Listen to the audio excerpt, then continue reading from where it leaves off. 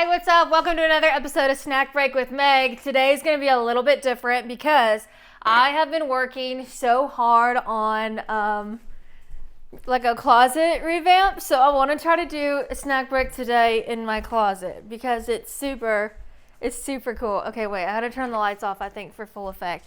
Let's see. Can you see this? Is it coming through? I hope. I really do hope. I got my little on-air sign here, and there's another one too over here that's real cute, but it's not on right now. Anyway, I painted this whole entire closet black, and now it's cool. Maybe the lights on would be better. Oh yeah, that looks cool. So this is my closet now. My goal is, because there's so many clothes in here, I think it would just be so much easier to try to record in here. But I guess we'll see. We're gonna give it a try today and see where the best spot is in here to do snack break. Oh, you're probably wondering what we're talking about today. We're talking about the flying spaghetti monster today on this episode of Snack Break with Meg. And if you're a pastafarian and I'm wrong, just tell me. Just tell me, okay? Because I'm kind of liking what y'all are putting down.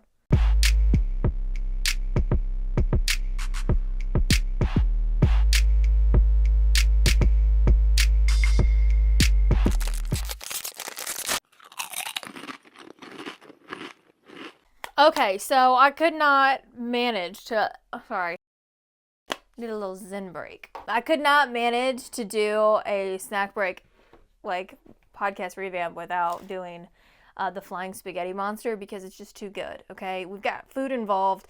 We've got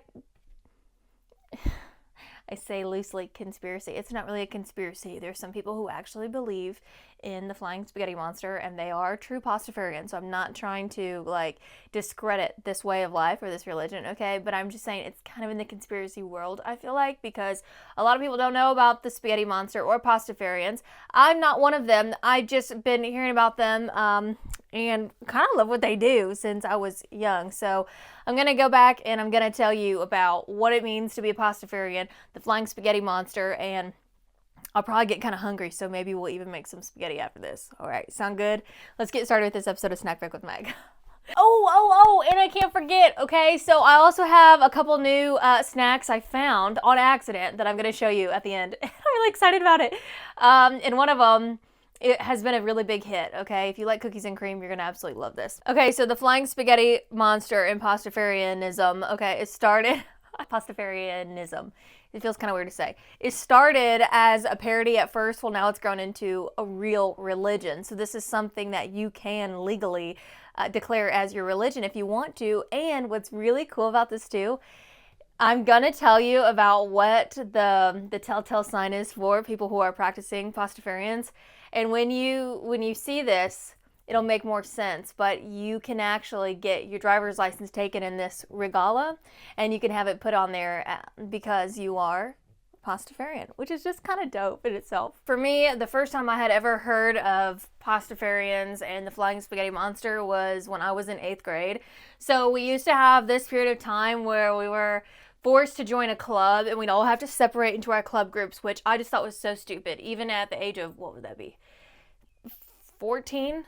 13, 14 years old. I thought it was so stupid because basically, like, we had to stay at school for an extra 30 minutes. So we just had to do these stupid clubs, okay? And you had to apply into them and then you could do them. So in this club that I was in, it was rock band. You remember? Like, this one kid would do White Wedding every single time, which is like a song that takes forever, like at least 6 minutes, I think. And it would just never, ever end. So anyway, it was me and a bunch of these weird kids. I'm just going to be honest. We were all kind of weird. We were in rock band club. So we just played rock band the whole time. And this one kid, I'll never forget this. It has stuck with me. I'm not going to say his name because this is one of those weird school memories that for some reason they're implanted in your brain, okay? I remember him bringing up the flying spaghetti monster, and that became like kind of like part of his identity or whatever. And so And so he would always talk about the flying spaghetti monster and say he was a pastafarian and stuff. And we just all ate it up. Like, literally ate it up. And we thought it was like the coolest thing ever, because what is a pastafarian and like what the heck is a flying spaghetti monster? But you know how it is in 8th grade, where like everybody is just saying weird stuff. They're discovering things. They are making up their weird little jokes or whatever. And most of the time, nobody even knows what it means. You know, like when I was in school, it used to be like everyone was a goon. You called each other a goon. I don't know. Do I still call people a goon? Yes. Yes, I do. Do I know what it means? No, I still don't. The story of this pastafarian thing, it just grew. We were all convinced he was actually a pastafarian, and then it was pictures of the flying spaghetti monster written all over, I mean, like homework and everything, just flying around the school. It was a thing. It was a thing. You just had to be there. It was the time to be alive. But the flying spaghetti monster actually is like an actual worshipped real deity to people who are pastafarians, okay? And the whole story of how this came to be is fantastic. It is so fantastic. And let me start off by saying none of these products I'm going to talk about that I found at the store are sponsored. None of them. I just found them at the store, and I love to talk about the new snack things I find. So this is one of them. And we're about to talk about how the beginnings of pastafarianism started by the flying spaghetti monster being drunk. So I'm going to show you this. These are these Mick Ultras I found at the store. They're seltzers, okay? I've seen them for a while. I had never tried them. I'm a little disappointed. This is a watermelon strawberry flavor. This is actually pretty good. The lime's good. I didn't like the spicy pineapple. I haven't tried the grapefruit. It's so satisfying. You gotta turn the tab. Refreshing. It tastes like Lake Day. You know what I mean? But yes, the flying spaghetti monster is said to have created the universe while he was hammered. I mean, he was schmammered. He was sloshed. He was completely drunk. And he created the whole universe just like that, which honestly, you think about it, it's pretty hardcore. I kind of like it. I like that concept. Flying spaghetti monster is just a flying object in space, kind of, and he's like, ooh, what are we gonna do? I don't know. I'll get hammered today like every other day. And then, boom, the universe is created just like that. What else is kind of hardcore too about pastafarianism is they are prophets, okay? They're not other flying spaghetti monsters because there's just one. Duh. The prophets are pirates. Yeah, like, matey. Little eye patch on your eye, getting drunk, hanging out. Those are the pastafarian pirates. Pretty cool. Imagine Captain Jack Sparrow just wandering around and he's like, and this flying spaghetti monster touches him with one of his noodle tentacles and is like, you are now a prophet. Maybe that's why he never died in the movies. Maybe that's why he was indestructible. Jack Sparrow could have been a pastafarian is what I'm saying, okay? There's a reason he never takes his hat off, because it might actually be a strainer. You know, like a colander you put on your head, a little pastafarian thing? Yeah, that's how you identify them. And that is what you can put on your license. You can take a picture with a pasta strainer on your head for your license picture in a lot of states because they recognize pastafarianism as a real religion, because it is. Cheers. Okay, so normally I would go into my kitchen and get a colander, but I only have one. It's plastic, and these are typically metal, okay? So I'm not going to make fun of a religion by falsely putting on a plastic strainer. That would be an insult. But I kind of think it's a good idea. I think it's a good idea that they have colanders, these strainers, on their head. Because as somebody who's like a really big alien girl, I feel like our tinfoil hats being replaced with metal colanders would be a lot more effective. I mean, could you imagine, like, instead of having to take the time to put together a tinfoil hat and make it all perfect, and then, you know, it gets crushed so easy, it's just not very effective. The metal colanders would be so much better. The pastafarians, they are truly onto something here, y'all. They're truly onto something. I love it. So if you're out in the wild and you see somebody wearing a metal strainer or a colander on their head, that's how you can identify the pastafarians, because that's what they do. But if you're already interested and you're like, dang, like this actually sounds kind of cool, wait till you hear about what the like rules of the religion are, okay? Because it gets better and better and better. First of all, their holy day is a Friday. What better day to have a holy day than a Friday? You get off work, you hang out. And when they say their prayers, instead of saying amen, they are said to say ramen. Ramen. Ramen. You get it? Ramen. Amen. Ramen. Ramen. In pastafarianism, if I was one of them, I would totally be eating a bowl of ramen noodles while saying my prayers, just so, that extra push right up to the flying spaghetti monster. It can't be a bad thing. I feel like it could only do you good, Offering the spaghetti monster some type of noodles, it feels like it would be very effective, okay? But not just anyone can become a pastafarian. You don't just wake up one day and you're like, this flying spaghetti monster is actually pretty legit, I want to join. It does not work like that. Your soul has to have been touched by one of the noodle tentacles of the flying spaghetti monster. Now, you don't have to get any of it documented or recorded, which honestly I kind of like, because I saw a UFO a while ago here, literally at my house. I didn't get a picture of it, so everyone's telling me it was a drone. It was not a drone. It was a UFO. I saw it with my own eyes. There was absolutely no drone features, and you best believe I talked to a pilot to see what's going on with it. Is this some kind of aircraft? Because at first I was like, whoa. I'm not going to start screaming UFO unless I think it was actually a UFO, like extraterrestrial type.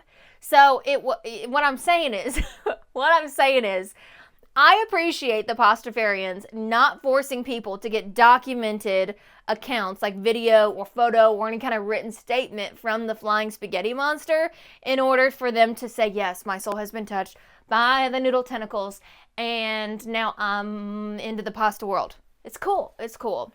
If you're one of the people that is lucky enough to have your soul touched by one of the flying noodle tentacles, you're really in luck, because then you are able to enter into the afterlife that they believe in, which is cool because you get beer for life. There's actually supposedly a beer volcano. And that's enough to sell me on it. Now, no funds are solicited from members because that would just be uncool. And you really don't have to worry about going to hell too much, because the pastafarian version of hell looks a lot similar to the pastafarian version of heaven, which has the said beer volcano, which is amazing. The only downside is if you go to the pastafarian hell, okay, you still get a beer volcano, but the beer's flat. And apparently their heaven is all filled with strippers, which is cool. You get that in hell too. But the downside is that all the strippers in pastafarian hell, they all have STDs. But I mean, I guess if you're there anyway, like, you're there for an eternity, then you would kind of think, well, I mean, one might think, that really wouldn't matter either way. But I digress, okay? The heaven and hell is pretty much the same. The hell just has flat beer, which is probably just a shame. But they both have strippers, so if you're into that kind of thing, pastafarianism might be the path for you. Okay, moving back to how they don't solicit members for any kinds of funds, because that's super uncool, okay? With no tithe, you might be wondering, how did the pastafarians manage to fund then a place of worship? Well, they don't actually have a physical place of worship. They're against that. Their places of worship for their holy days on Fridays, they consider it to be the internet, like different gaming consoles, anything in the cyber realm. That is their place of worship. So imagine you get off work on Friday, you get a beer to celebrate, a bowl of ramen, so your prayers go extra high up into the sky. Then you just have to sit down and you watch TV, you watch video games, or maybe you're just trolling the internet. If I get pastafarians to troll this video or to compliment this video, I think my life would be made, truly. Maybe they'd let me in. Maybe they can get the noodle tentacles to come down and touch my soul. Oh my God, beer in the afterlife? Man. So the cyberspace is their homes. It is where they can worship freely. And what's even cooler is every single day of the year is a holiday for them. They actually have a calendar on it. I found it on the website, which if you go to meganterry.org, you want to see where I got these sources from, it's right there, okay? Go look at the calendar. It's really cool and really fun. They have parades. They have celebrations for these different holidays. It's amazing.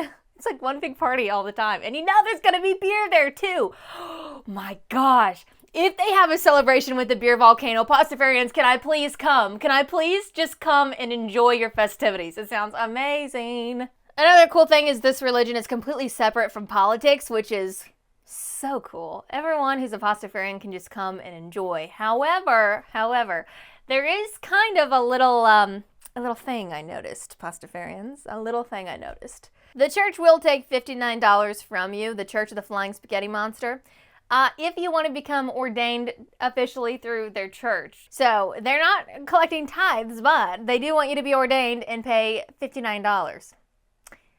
sounds a little sketchy, pastafarians. It sounds a little bit against the moral code, but with this, you get some cool things. You get a package with an official certificate stating that you're a member of the church. You get 2 card decals, and you have a little certificate card made of resin to put in your wallet, so you can carry it with you anywhere you go. You don't have to worry about, anyone being like, you're not actually pastafarian. You've never had your soul touched by the spaghetti noodle tentacles because you have a card made out of resin.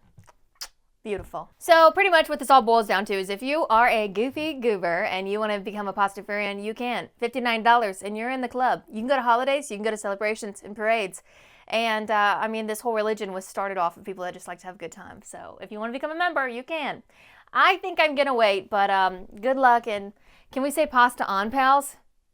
Pasta on, pals. Live long, the Flying Spaghetti Monster.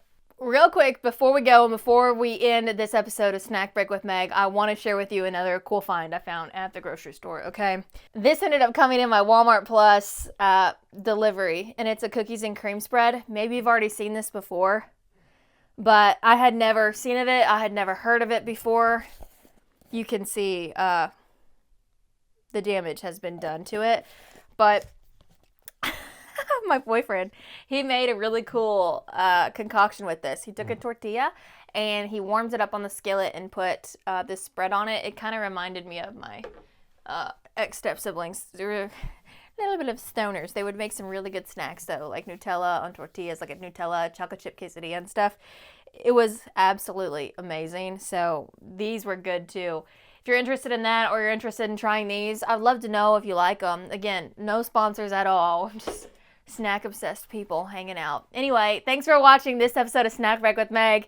Let me know what you think about my closet and what you think about the Flying Spaghetti Monster. If you want more to watch, check out my YouTube channel and also go to megandterry.org. Look at the resources or the sources. Look at the sources. And you can also read the blog, okay? Anyway, I'll see you next time. Thanks for listening to Snack Break with Meg.